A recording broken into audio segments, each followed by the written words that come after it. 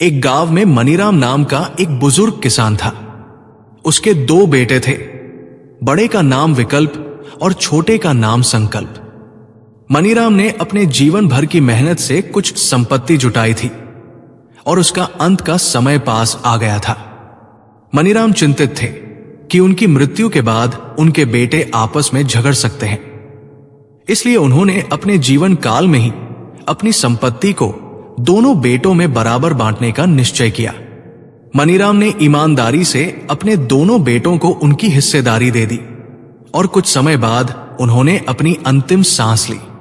अब दोनों भाई अलग अलग घरों में अपने परिवार के साथ रहने लगे।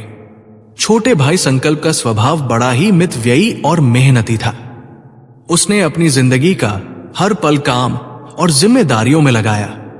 वो दिन रात मेहनत करता और कमाए हुए धन को सोच समझकर खर्च करता। संकल्प का यही अनुशासित स्वभाव था जिसने उसे जल्दी ही सफलता की सीढ़ियों पर चढ़ा दिया और वो गांव के अमीर सेठों में गिना जाने लगा। दूसरी ओर विकल्प के स्वभाव में आलस्य था। शुरू में वह अपने बड़े भाई होने के अधिकार से दूसरों पर हुक्म चलाता, लेकिन खुद कोई काम नहीं करता। विकल्प को खाली बैठे बैठे समय काटना अच्छा लगता, पर घर की हालत बिगड़ने लगी। उसकी पत्नी ने रोज रोज उसे काम करने के लिए ताने देने शुरू कर दिए और आखिरकार उसकी बातों से परेशान होकर विकल्प ने काम करना शुरू कर दिया। लेकिन उसका आलसी और लापरवाह स्वभाव उसकी राह में बाधा बनता गया और नतीजा ये हुआ कि उसने कई बार असफलता का सामना किया। धीरे धीरे उसकी आर्थिक स्थिति बिगड़ने लगी और वो गरीब होता चला गया। विकल्प का मन अब अपने छोटे भाई संकल्प के प्रति जलन से भरने लगा। उसे लगने लगा कि उसकी असफलताओं का कारण शायद संकल्प है। उसे संदेह होने लगा कि शायद पिता ने संकल्प को कोई छिपा हुआ धन दे दिया था जिससे वो अमीर बनता गया। इसी ईर्ष्या में विकल्प ने गांव के लोगों के बीच संकल्प की बुराइयां करना शुरू कर दी। वो अपने छोटे भाई पर अनुचित आरोप लगाने लगा और हर किसी से कहता कि उसका भाई चालाकी से उसे पीछे छोड़ गया। समय बीतता गया और इसी दौरान गांव में एक संत का आगमन हुआ। संत ने गांव की चौपाल पर बैठकर ग्रामीणों को जीवन में सफलता, सुख और शांति के मार्ग दिखाने वाले कुछ सूत्र बताए।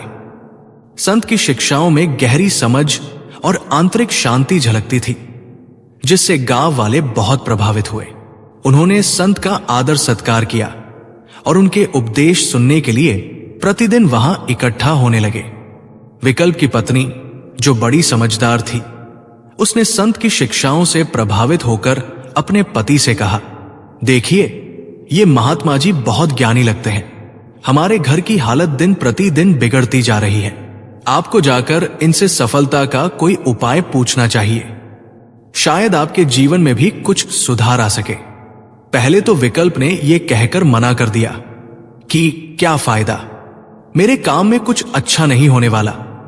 लेकिन पत्नी के बार बार आग्रह पर आखिरकार उसने संत के पास जाने का निर्णय कर लिया। विकल्प संत के पास पहुंचा और उनसे विनम्रता से बोला, गुरुजी, मैं हर काम में असफल होता हूं। बहुत मेहनत करता हूं, लेकिन हर बार निराशा ही हाथ लगती है। कृपया मुझे सफलता का कोई उपाय बताएं। संत ने उसकी स्थिति को समझते हुए कहा, बेटा, मैं पास के गांव जा रहा हूं। अगर तुम मेरे साथ चल सको तो रास्ते में मैं तुम्हें सफलता का रहस्य बता दूंगा। विकल्प संत के साथ जाने के लिए तैयार हो गया और दोनों पैदल चलने लगे। रास्ते में संत ने उससे कुछ सवाल पूछना शुरू किया। तुम्हारा परिवार कितना बड़ा है? कितने भाई हो? गांव में कितने साल से हो? विकल्प ने उन सवालों का उत्तर दिया, लेकिन जैसे ही छोटे भाई की बात आई, विकल्प ने संकल्प और अपने पिता दोनों को धोखेबाज बताना शुरू कर दिया। उसने उनके बारे में कई नकारात्मक बातें कही और यहां तक कि गांव के सरपंच और चौकीदार के बारे में भी उसकी धारणा नकारात्मक थी। संत ने उसकी सभी बातें ध्यान से सुनी और समझ गए कि विकल्प की समस्या दरअसल दूसरों में बुराइयां देखने की उसकी आदत है। फिर संत ने कहा, देख बेटा, मैं तुम्हें एक कहानी सुनाता हूं। शायद इससे तुम्हें अपनी असफलता का कारण समझ में आए। उन्होंने एक पौराणिक कथा सुनाई। एक समय की बात है, एक व्यक्ति ने ब्रह्मा जी की घोर तपस्या की। जब ब्रह्मा जी प्रसन्न होकर प्रकट हुए तो वो व्यक्ति बेहद खुश हुआ और बोला कि उसे अब कुछ नहीं चाहिए। लेकिन ब्रह्मा जी ने आग्रह किया कि वह कुछ मांगे। तब उसने सुख और शांति का वरदान मांगा। ब्रह्मा जी ने उसे 2 थैले दिए। एक बड़ा थैला उसकी पीठ पर और एक छोटा थैला उसके सीने पर लटका दिया। विकल्प ने उत्सुकता से पूछा, महात्मा जी, इन थैलों का क्या मतलब है? संत ने समझाते हुए कहा, बेटा, बड़े थैले में दूसरों की बुराइयां भरी हैं और इसे पीठ पर रखना है ताकि वो हमेशा नजरों से दूर रहें, और छोटे थैले में अपनी बुराइयां भरी है जो हमेशा सामने रखनी है ताकि उन पर नजर बनी रहे। संत ने विकल्प को समझाया, तुम्हारे असफल होने का कारण यह है कि तुम दूसरों की बुराइयों पर अधिक ध्यान देते हो, अपनी कमजोरियों पर नहीं। यदि तुम अपनी कमियों को सुधारने का प्रयास करो और दूसरों की बुराइयों को अनदेखा करो तो सफलता तुम्हारे कदम चूमेगी। संत की बात विकल्प के दिल में उतर गई।